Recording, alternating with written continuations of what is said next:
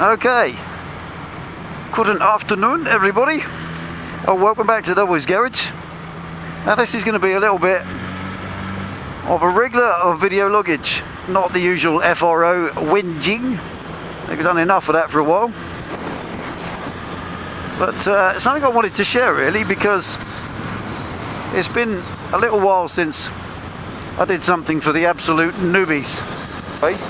What this is about is a little nugget, what I learned from a really good mate of mine, and I want to pass it on to the new riders. It's just a riding thing, just a ride technique, a tippet, something that you might use. If you don't want it, don't use it. If you think it's crap, ignore it, delete it. If you're already asleep, then it doesn't matter because you're not watching anymore. But there will be, I'm quite sure, someone who might think, oh, I like that, that works. And if you can use it and it makes your riding a little bit safer, then brill. So before I get into it, show what it is, I just want a little word about advanced riding. I know I've denigrated advanced riding, I know I've stuck the boot into it in the past, but truth be known, there's nothing wrong with it. These advanced riders, these blokes that get involved in the system, they ride to a doctrine, and when they want to make progress or ride fast, they use their little system. But that's not what this is about. This is just a thing, a nugget as I called it, that might help you out. And it involves road positioning, where you put your bike. Because where you put your bike in the road makes a fair old amount of difference as to how you get treated by other road users and how you're able to deal with situations if they occur. Now where I'm sitting, what I want to do is, if you look at the road, I want you to just, let's get in the middle. Right, looking at my lane now, so that's my lane in front of me, not that one, just this one in front of me. Just imagine, and this is how it goes, this is how it was taught to me. Just imagine that there's a clock face, the bottom semicircular half of a clock face on the road, projected on the road surface, and I'm riding along in 6 o'clock position. If I come over here, I'm in the 5 o'clock position. Over here, 4 o'clock, and so on.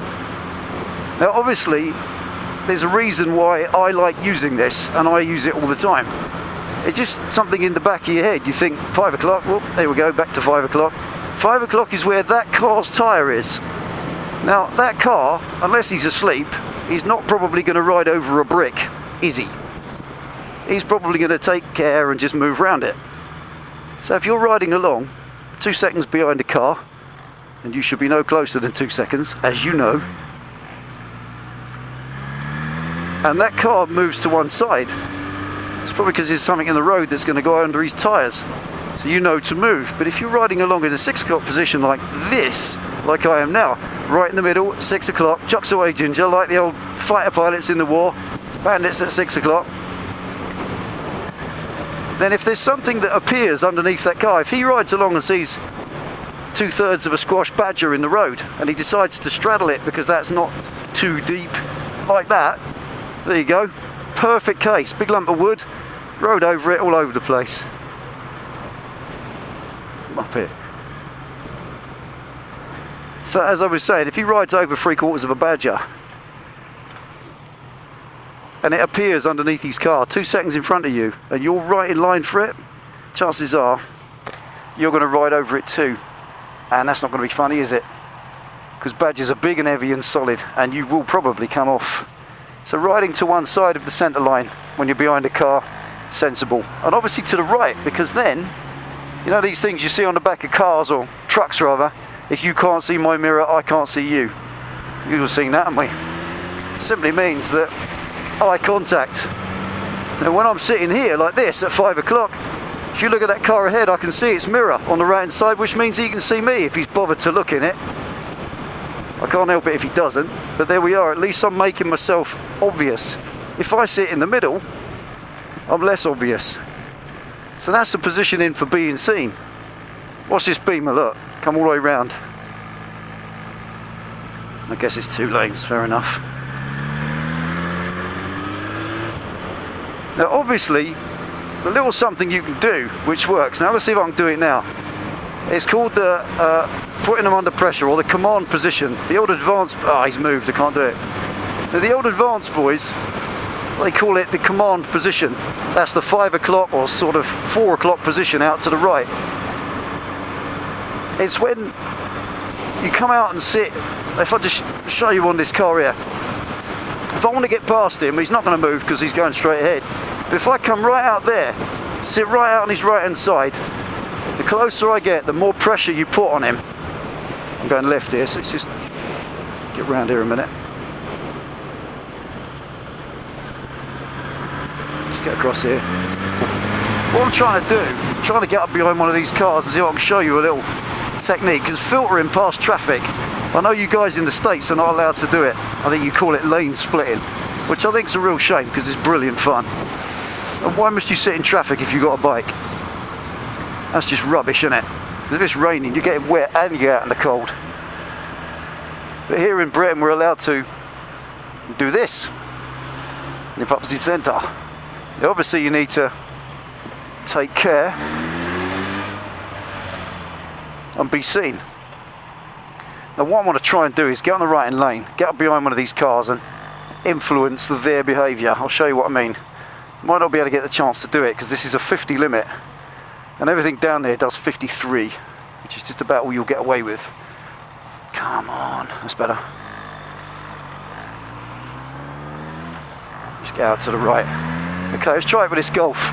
Now if I come out here to 5 o'clock, 4 o'clock, and then pull up close like this, put them under pressure. They're not going to do it because this car's on the left. So I'm just going to back off again, come back in at 6 o'clock. What I'm trying to say here, this is the kind of nucleus of this video. If I'm riding along here at 6 o'clock, that car doesn't think anything of me. I'm just a vehicle behind them. And that's all. I don't obviously want to come past because I'm comfortably sat tucked behind them. If on the other hand I come across to the right and start to close in a little bit, start to put them under a little bit of pressure, and there we go, right on cue, they'll pull over. That's it. A little bit of courtesy, and that's it. Right, now that was reasonably perfect demonstration of how to politely get past the car that's in the right hand lane. So I hope you get the message with it. That's the point I'm trying to say. What I showed you with that car just now. Let's just slip through here quick.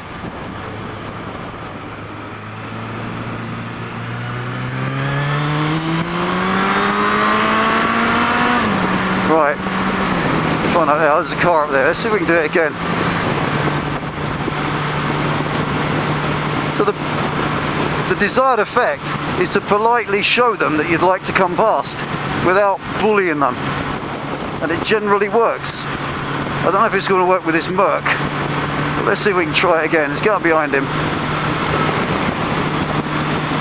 Right, now at 6 o'clock position right now, no harm.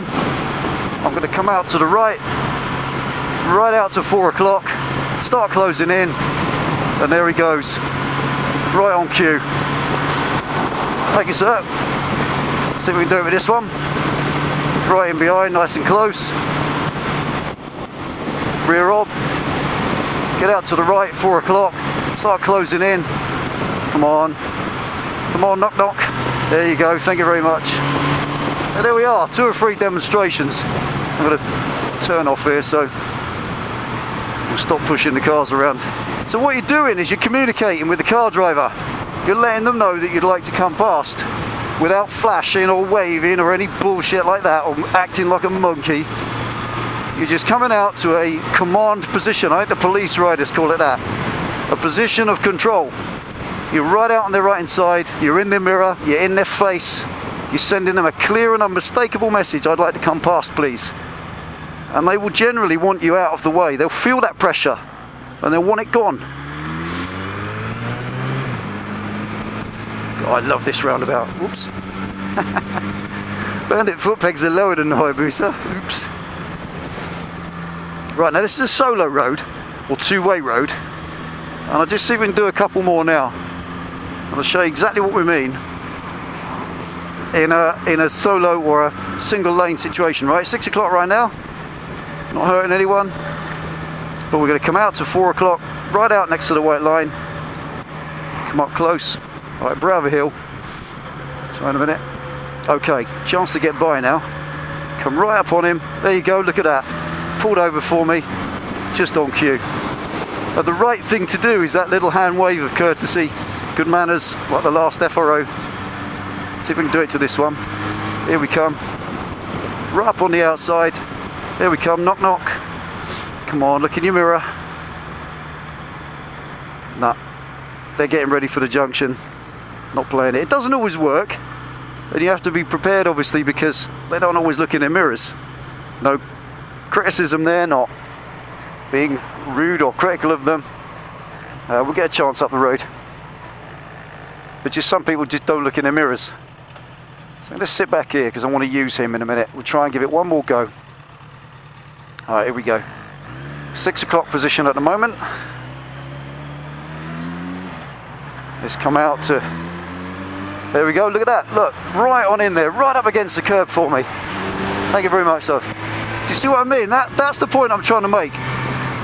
Use the language of positioning to get what you want, to get you past the traffic. You don't even have to cross into that lane. You really don't. These cars will move over, right over, and you can just go by like that. What am I now? 3 o'clock position now, right out on the white line. And that lets you, it just gives you what you want. What's that? Trees. So there we go. Just a little nugget for you.